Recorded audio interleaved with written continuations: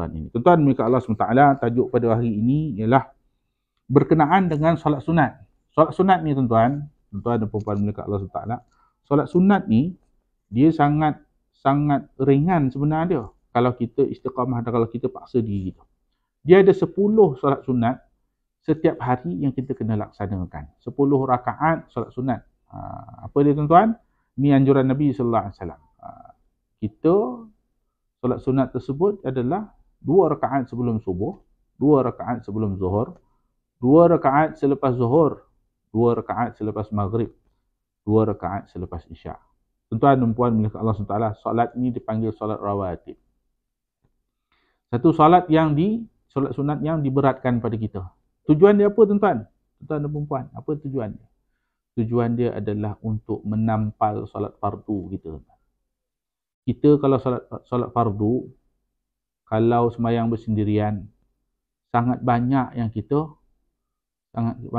yang lalai dalam solat tersebut. Bahkan ada ramai yang sampai terlupa pun bilangan rakaatnya waktu dia solat. Tuan mereka Allah SWT, alangkah malunya kita di depan Allah Subhanahu Wa Taala. Kerana kita minta macam-macam dengan Allah, tapi kesempurnaan solat kita, satu pengabdian kita pada Allah SWT itu pun kita abaikan. Kita buat ya tak ya je kan. Kan ada satu hadis Nabi SAW yang mafhumnya lebih kurang, maksud dia ialah nanti kalau solat yang tidak sempurna itu, dia akan dilemparkan kembali kepada orang yang solat itu sendiri, seperti mana satu kain buruk yang dilemparkan. Bayangkanlah, itulah nilai solat kita kalau kita tidak sempurna. Sebab itu orang lelaki diberatkan oleh Nabi SAW untuk kita pergi solat berjemaah di mana azan diazankan. Sebab apa? Ikut syarah ulama, dalam solat jemaah tu, kalau dia akan dikira satu kali semua sekali. Jadi kalau dalam katalah 20 orang ataupun 30 orang sembahyang berjemaah. Jadi takbiratul ihram dia ada masalah, tapi ada satu orang dalam tu takbiratul ihram dia bagus, maka dia ambil yang itu. Kalau orang tu ada dalam tu semua ada banyak masalah waktu rukuk, tak betul rukuknya ada yang tak betul-betul 90 darjah begitu begini. Tapi ada satu orang yang buat betul, maka yang itu dikira. Begitu juga sujud dia tamakninah dia, dan begitulah yang lain-lain sekali. Maka yang paling sempurna semua tu dikira sempurna, maka itulah yang akan dikira dan dibagi-bagikan kepada semua ahli jemaah tersebut.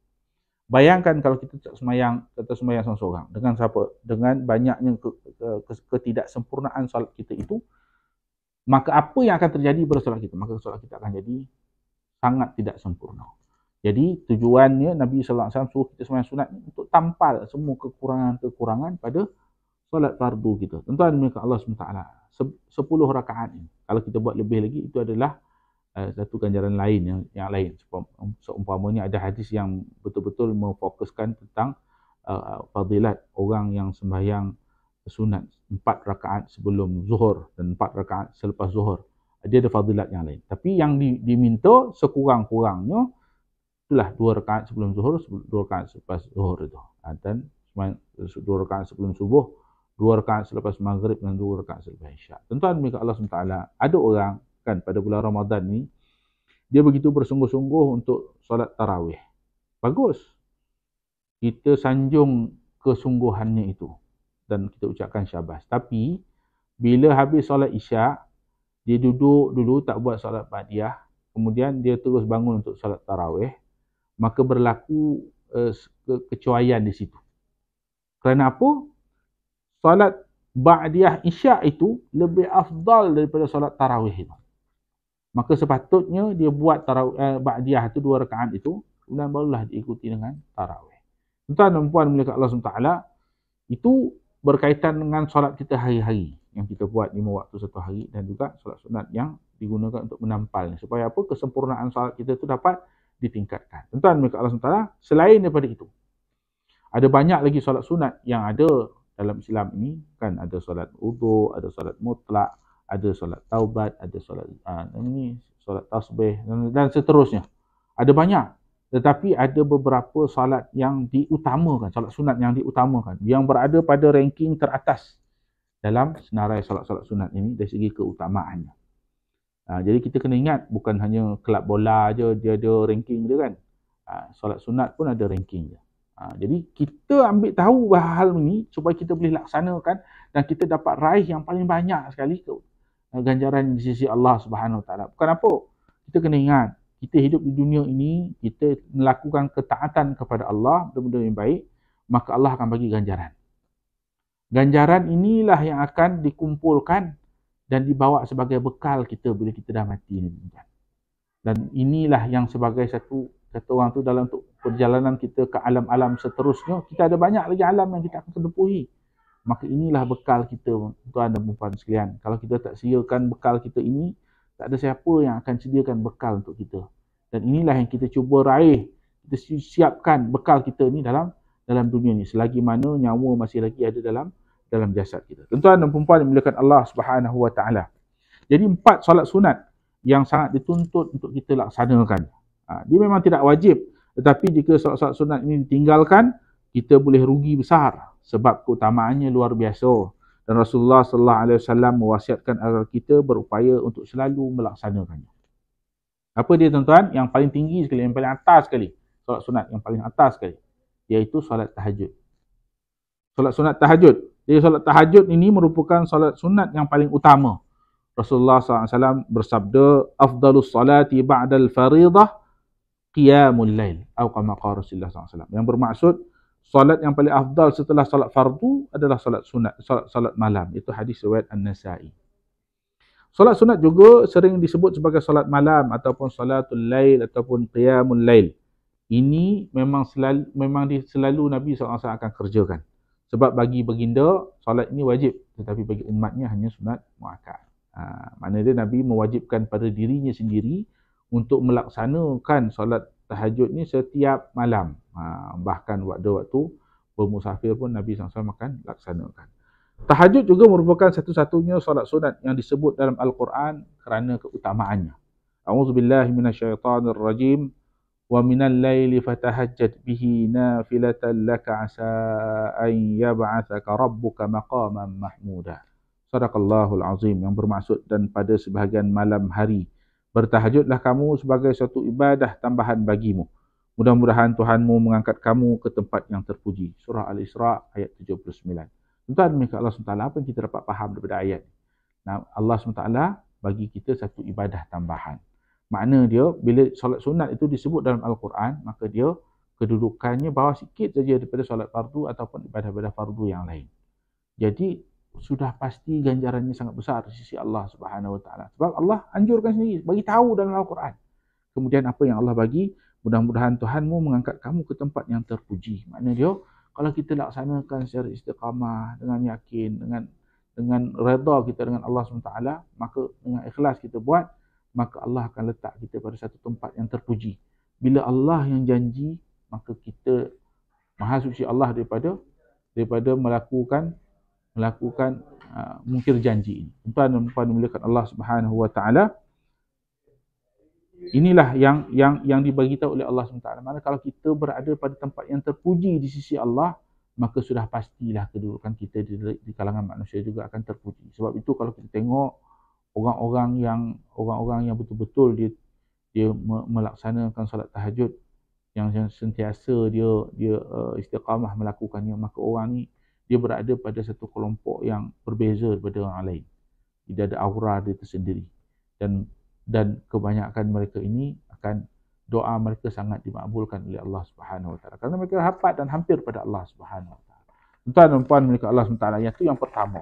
Solat yang pertama yang kita, solat sunat yang diberatkan. Yang kedua, ikut rankingnya itu, yang kedua adalah solat witir. Seperti halnya solat tahajud, solat witir juga sentiasa Rasulullah SAW lakukan. Baginda SAW mewasiatkan agar kita memelihara solat ganjil tersebut. Innallaha zadakum salatan fahafizu 'alaiha wa hiyal witr, atau kama qala Rasulullah SAW. Yang bermaksud, sesungguhnya Allah Subhanahu Wa Taala telah memberi kalian tambahan solat, maka peliharalah dia, iaitu solat witir. Hadis riwayat Ahmad. Tuan Allah SWT, solat witir ini juga merupakan salah satu daripada 3 wasiat Rasulullah SAW kepada Abu Hurairah radhiyallahu anhu untuk sentiasa dikerjakan, jangan sampai ditinggalkan. Inilah tuan-tuan, solat witir ni Nabi SAW dia tak akan tidur selagi mana dia tak selesaikan solat witir dia dulu. Berapa solat witir tuan? Minimum 1 rakaat. Maksimum 11 rakaat. Kan? Pada zaman Sayyidina Umar bin Khattab radhiyallahu anhu, dia perintahkan untuk laksanakan solat tarawih 20 rakaat, kemudian diikuti dengan witir 3 rakaat. Witir dia 3 rakaat saja. Pada zaman setelah itu, zaman Imam Malik, dia buat 36 rakaat solat tarawih, 11 rakaat solat witir. Bandingkan dengan kita sekarang tuan, dan tuan-puan buat 8 rakaat pun ramai yang tak buat. Kan? Sedih. Ya? Bahkan witir tu lebih menyedihkan lagi. Banyak tempat bila habis tarawih 8 rakaat, bila Bilal akan sebut autiru wa majidu wa azimu syahrakum syahra siyami rahimakumullah salatul witri asabakumullah. Setengah daripada tu tempat jemaah hilang. Balik lah. Kita sangka baik lah kan. Mungkin mereka akan sambung lagi tarawih jadi 20 rakaat, semayang witir nanti dekat rumah. Tapi percayalah, daripada 100 orang yang bangun tadi tu, 100% tak buat witir lah. Susah nak jumpa yang akan buat. Sebab dah sampai rumah, nak minum lagi, nak kena ambil uduk lagi apa semua, akhirnya terbiar begitu saja. Sedangkan witir itu adalah lebih afdal lagi, tuan-tuan dan puan milik Allah SWT. Antara witir dengan tarawih, lebih afdal tarawih, lebih afdal witir itu dulu. Jauh lebih afdal witir itu daripada tarawih itu. Jadi alangkah ruginya kita, kan? Kita laksanakan ketaatan kepada Allah, tetapi kita pilih yang biasa daripada yang premium. Kan? Yang ni yang Nabi SAW suruh kita buat. Kan? Dan witir ini bukan hanya pada bulan Ramadan saja, tuan-tuan dan puan sekalian. Dia berada pada bulan-bulan lain pun, pada hari-hari yang lain selain pada bulan Ramadan, dia juga diperintahkan untuk kita buat seboleh-bolehnya kita buat. Witir ni mudah tuan-tuan. Kalau kita tak boleh, kalau letih sangat, kan? Kalau kita betul-betul letih sangat lah, balik kerja, dan tak mampu nak habis main syak apa semua kan? Sebab dia syak pun dah buat apa semua kan? Nak tidur dah ni, dah rasa dah nak lelap lah kan? Apa yang kita boleh buat? Ambil uduk, kita boleh tidur ni, semayang atas katil kita pun je. Semayang atas katil je pun. Tapi pastikanlah, sambil kita duduk tu, kita nak semayang witir pun boleh. Tapi pastikan tempat yang atas katil itu tu bersih lah. Kalau ada kesan-kesan air liur basi, ada peta-peta sana, peta sini, betul ada air yang lain, kesan-kesan air lain, itu kita janganlah semayang atas tu, semayanglah sejadah elok-elok bersih sebelah katil kita ke kan. Dalam keadaan duduk pun tak ada masalah. Yang penting kita buat. Kalau kita rasa betul-betul ngantuk, kita tak nak baca ayat pun tak apa. Kan baca Fatihah, kan terus rukuk, terus sujud, kan tu habis. Itu habis malas tu. Kan pun tak ada masalah. Ada yang tanya pada saya, kan Ustaz, kami tak hafal kalau sembahyang 3 rakaat witir tu, kami tak hafal surah Sabbihisma Rabbikal A'la tu. Biasa imam baca macam tu kalau masa tarawih, masa witir masa lepas tarawih tu. Jadi kami tak hafal. Tak apa. Kita baca je lah surah yang kita mampu baca. Yang penting kita buat. 3 rakaat. Kalau tak boleh sangat, 1 rakaat. Sambil duduk pun tak apa. Tuan dan puan milik Allah SWT, maka itulah dia, jangan kita tinggalkan. Ini yang kedua. Yang ketiga, solat yang diberatkan yang ketiga, solat sunat yang ranking ketiga ni adalah solat sunat fajar. Solat sunat fajar atau solat sunat qabliyah subuh, hendaklah kita upayakan sekuat tenaga kita untuk amalkannya. Utamaannya yang luar biasa, sungguh membuat kita merugi jika meninggalkannya. Raka'atul fajri khairum minad dunya wa ma fiha. Ini hadis Nabi sallallahu alaihi wasallam, qala Rasulullah sallallahu alaihi wasallam. Yang bermaksud 2 rakaat salat subuh lebih baik daripada dunia dan seisinya. Tuan-tuan mereka Allah SWT, salat subuh ni bila? Salat sunat subuh ni bila? Lepas orang azan subuh. 2 rakaat sebelum kita salat fardu subuh. Itu sangat diberatkan oleh Nabi SAW. Dalam praktiknya Rasulullah SAW sentiasa menjaga solat sunat ini, bahkan melebihi solat sunat lainnya. Lam yakun Nabi SAW ala syai'im minan nawafil ashadda minhu ta'ahudan ala rak'atil fajr. Atau kama qala Rasulullah SAW. Yang bermaksud Nabi SAW tidak melakukan satu solat sunat pun yang lebih baginda jaga dalam melaksanakannya melebihi 2 rakaat solat sunat fajar. Hadis riwayat Bukhari dan Muslim. Tentang mereka Allah Subhanahu wa taala, solat sunat 2 rakaat sebelum subuh ni Nabi sangat jaga. Walaupun dia dalam keadaan bermusafir, dia akan buat. Dan satu hadis daripada Aisyah radhiyallahu anha bagi tahu bahawa Nabi sallallahu alaihi wasallam akan buat solat sunat tu ringkas. Sangat ringkas. Tapi dia akan buat. Makna dia, kalau syarah daripada ulama, kalau kita tak sempat, kalau kita sampai nak pergi sembahyang berjemaah dekat masjid atau surau, kita sampai tu ada lagi 1 minit lagi nak iqamah. Jadi apa nama ni, kita terus ambil takbiratul ihram, angkat terus takbiratul ihram, terus sembahyang. Kita takut nanti kalau lambat kita baca Fatihah saja. Rakaat pertama baca Fatihah saja, rakaat kedua baca Fatihah pun tak ada masalah. Yang penting kita buat seringkas yang mungkin. Janganlah kita baca ayat yang panjang-panjang, nanti kita tinggal pula sembahyang subuh berjemaah. Tuan-tuan mereka Allah SWT, tapi buat. Nabi buat, Nabi akan pastikan diri akan laksanakan ini. Sebab itulah dalam hadis yang pertama tadi, raka'atul fajr khairum minad dunya wa ma fiha. Itu ganjaran yang Allah bagi.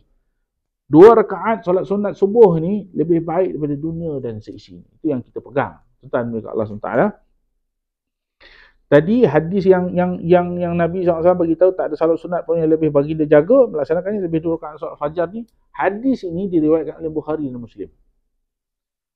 Dalam Islam ni, kalau kita nak tahu dalil-dalil yang qat'i, mana dalil-dalil yang sangat berat yang boleh dijadikan sandaran sebagai satu daripada buktian ibadah ataupun dalil dalam hukum dalam Al-Quran, hukum dalam Islam ataupun dalam menjelaskan kenapa kita lakukan ini, maka kalau hadis tu dibawakan oleh Bukhari dan Muslim ataupun biasa disebut muttafaqun alaih, maknanya dia merujuk pada 2 orang imam hadis ni, iaitu Bukhari dan Muslim, maka hadis ini hadis sahih.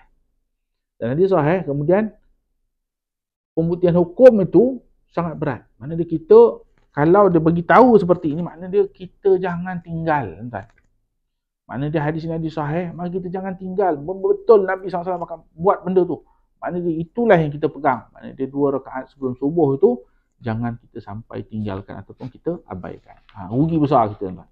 Dan kalau kita nak test ni, tuan. Kita boleh test ni. Kita biasakan diri kita, kan? Solat sunat subuh sebelum subuh tu 2 rakaat, kemudian solat subuh secara berjemaah di tempat mana azan diazankan, kita buatlah 2-3 hari. Maka kita akan sendiri dapat rasakan betapa urusan kita dalam satu hari itu selesai dengan baiknya. Semua saja, kan? Maknanya dia tak ada masalah. Lancar saja Allah lorongkan benda tu jadi mudah pada kita. Ini adalah antara yang kelebihan yang kita sendiri dapat rasakan. Belum lagi perkara-perkara ganjaran yang disembunyikan oleh Allah SWT nanti di akhirat bahawa kita dapat tahu. Tuan mereka Allah SWT. Kemudian solat sunat yang keempat yang kita jangan tinggalkan adalah solat sunat fajar, solat sunat duha. Jika ketiga solat tahajud dan solat witir dikerjakan pada malam hari dan solat fajar dikerjakan setelah terbitnya fajar, solat duha adalah solat sunat di pagi hari yang keutamaannya luar biasa. Kerananya Rasulullah SAW mewasiatkan Abu Hurairah radhiyallahu anhu untuk tidak pernah meninggalkannya. Awsani Khalili sallallahu alaihi wasallam bi thalathin bi siyami thalathati ayyam min kulli syahr wa raka'atid duha wa an utira qabla an arqud atau kama qala Rasulullah SAW. Yang bermaksud kekasihku iaitu Nabi Muhammad sallallahu alaihi wasallam mewasiatkan kepadaku 3 perkara, iaitu puasa 3 hari setiap bulan, itu dia panggil juga ayyamul bidh. Kemudian solat duha 2 rakaat dan solat witir sebelum tidur. Hadis riwayat Bukhari dan Muslim. Hadis ini pun hadis yang diriwayatkan oleh Bukhari dan Muslim. Mana hadis ni hadis yang memberatkan kita untuk melaksanakan. Maka kita kena buat. Iaitu apa dia? Nabi SAW beritahu kepada Abu Hurairah bahawa 3 perkara ni jangan tinggal. Puasa 3 hari dalam 1 bulan. Ataupun dipanggil, kalau orang Melayu panggil ayam puasa putih ataupun ayyamul bid, itu makna dia putih. Puasa putih 3 hari dalam 1 bulan hijrah lah. Biasanya orang buat 12, 13, 14 bulan dalam tengah bulan tu, bulan hijrah. Tapi ada juga boleh buat pada waktu-waktu yang lain, tak diberatkan sangat, tapi afdal yang itulah. Mana kita buat 1 bulan tu 3 hari puasa kita buat, itu adalah perkara yang menepati apa yang disuruh oleh Nabi SAW. Kemudian solat duha 2 rakaat. Banyak orang buat, dia beranggapan, kan, Solat ni adalah solatnya orang-orang awabin. 2 rakaatnya senilai 360 sedekah. 4 rakaatnya membawa kecukupan sepanjang hari. Ia juga ghanimah terbanyak dan boleh berpahala senilai umrah. Tuan dekat Allah SWT. Banyak orang buat solat duha kerana nak tarik rezeki. Betul, itu benar. Tapi sebenarnya konsepnya salah. Konsep pemahaman itu salah. Kurang tepat. Sebenarnya, Nabi SAW beritahu dalam satu hadis yang lain bahawa kita ni, manusia ni, orang Islam ni, bila kita bangun pagi tu, kita ni sebenarnya terhutang dengan Allah Subhanahu Wa Taala untuk sedekah kepada 360 sendi-sendi anggota badan kita. Maka setiap orang kena laksanakan sedekah untuk sendi-sendi kita ni atau apa anggota badan kita. Maka diberitahu kepada sahabat. Maka sahabat kata, "Ya Rasulullah, macam mana kita nak buat tu? Banyak tu. Adakah kita mampu untuk melaksanakan?" Maka kata Nabi SAW, sabda Nabi, dia kata, memadai dengan kita solat duha 2 rakaat. Maka dia akan melunaskan hutang kita kepada Allah Subhanahu Wa Taala. Sebab tu tuan-tuan, kalau kita buat solat duha, kita buat 4 rakaat sekurang-kurang. 2 rakaat tu sebenarnya, 2 rakaat yang pertama tu adalah untuk kita bayar hutang dengan Allah SWT. Maknanya kita memerdekakan diri kita untuk hari tu daripada hutang kita tu. Kemudian baru kita tambah 2 rakaat. Sebab tu disebut di sini bahawa kalau kita buat 4 rakaat, dia akan mengundang kecukupan rezeki kita pada hari itu. Tuan Allah Subhanahu Wa Taala, kita solat duha ni berapa banyak kita boleh buat? Minimum 2 rakaat, maksimum 12 rakaat. Tapi adakah kita mampu untuk 12 rakaat tu? Kan? Itu yang kita kena tanya diri kita. Janganlah kita fikir yang kita tetapkan target kita, ya boleh nanti sampai kepada 12 rakaat itu juga insya-Allah. Tetapi yang sementara ini kita lazimkan diri kita untuk buat sekurang-kurangnya 2 rakaat, tapi bagusnya 4 rakaat atau mungkin lebih sikit 6 rakaat ke 8 rakaat tu kan. Tapi kita buat tuan-tuan. Sebab apa? Ini adalah anjuran Nabi sallallahu alaihi wasallam. Jangan kita rasa malas tuan-tuan kan. Bulan puasa ni lah sebenarnya, bulan Ramadan ni lah, dengan perut kita kosong, kita pun tak ada, kurang sikit malas kita, maka kita buat pada bulan Ramadan ni, biasakan, lazimkan kita buat. Mudah-mudahan nanti Allah Subhanahu Wa Taala akan redha dengan kesungguhan kita itu dan kita selesaikan semuanya dengan sebaiknya insya-Allah.